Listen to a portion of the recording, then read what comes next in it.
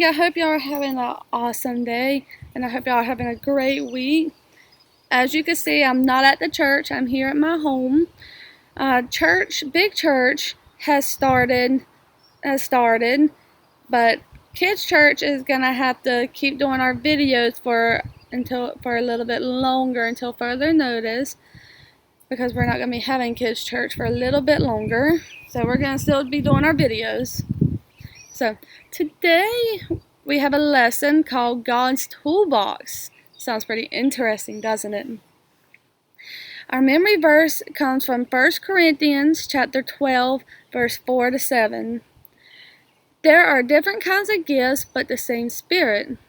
There are different kinds of service, but the same Lord.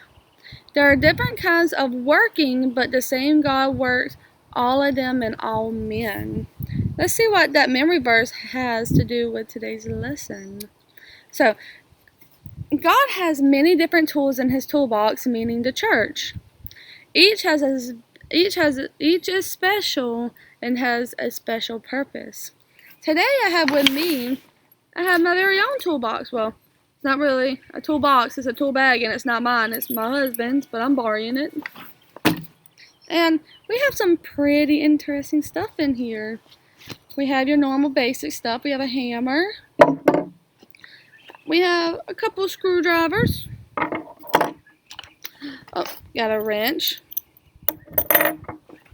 Got a tape measure. But we also got some stuff in here that you normally don't find in a toolbox. I have a wooden spoon. I have a whisk. And I also have a pen. Very strange, right? So, we wouldn't use a whisk, the hammer and nail. That would be silly. The nail would just go right through. But a whisk is a very important tool when it comes to the kitchen, whenever it comes to cooking in the kitchen. We expect to find a hammer, the screwdriver, and the wrench in the toolbox, the same way many of us only expect God to use the pastor or the deacons, the elders of the church, or our teachers. When in reality, God wants to use each and every one of us. God has created us unique and different. He wants us to use our gifts for Him.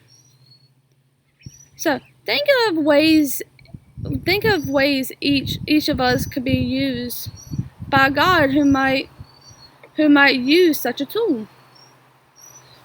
For example, a hammer might be used by a missionary to help fix a roof, or a Christian construction worker. The pen may be used to write down memory verses, or notes from the sermon. And let's see, the spoon and the whisk may be used as a fundraiser that you're having at the church, as a cooking fundraiser.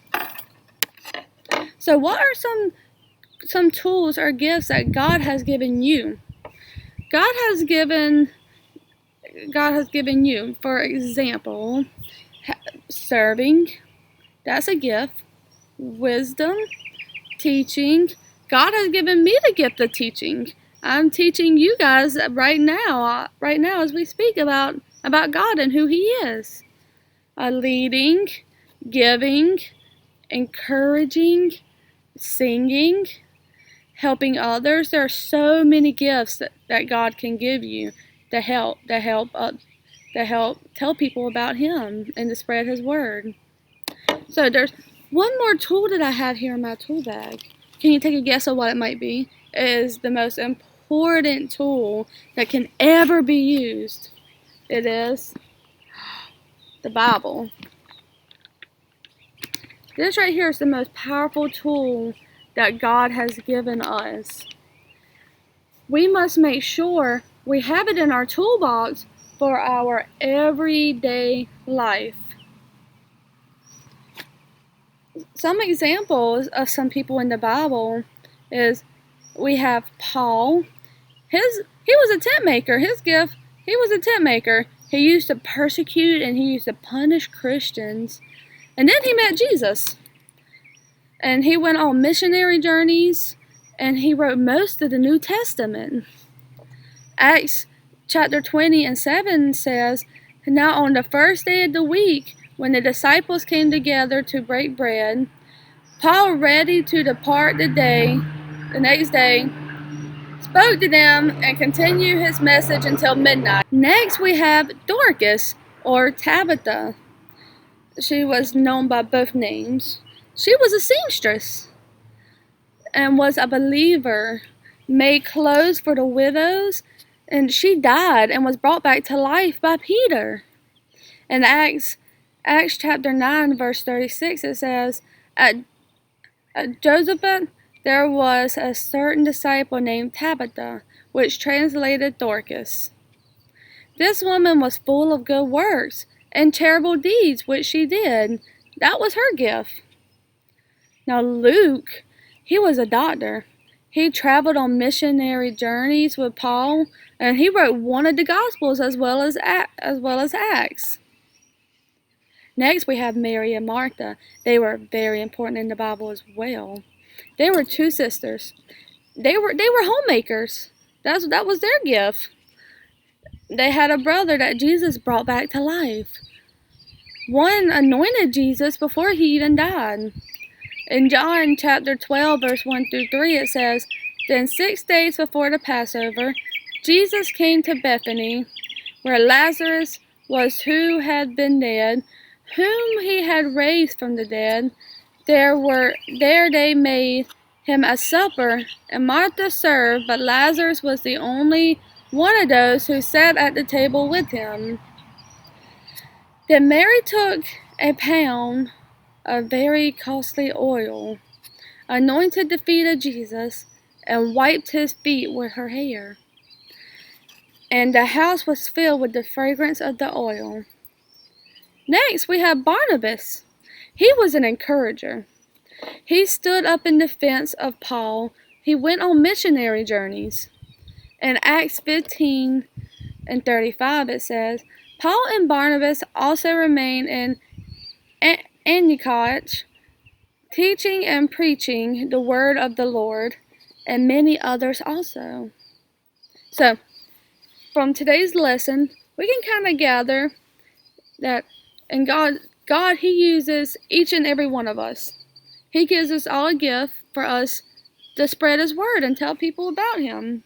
That's one of the most exciting things about being a Christian, is that God gives His children special gifts in order to help them serve Him.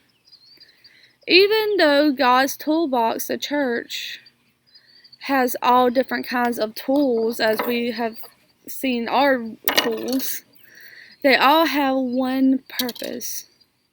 They all have one purpose, and that is to serve God and to spread His word. We all have different spiritual gifts, but they all work together with other people's gifts to serve Him. How awesome is that? I think that's pretty awesome. So, this week, be thinking about what your gift is. How can you serve people? It could be singing. It could be as easy as talking, just talking and telling people. I seen this one video just this week, how one boy, he didn't know what his gift was, but he said the one thing that he was good at was his Xbox.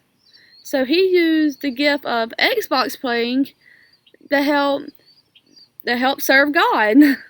That's pretty awesome, isn't it? Well, I hope you all enjoyed today's lesson, and I hope y'all have a wonderful week coming up. And I am missing y'all so much. I cannot wait until I can see you all again. So until next time, bye guys!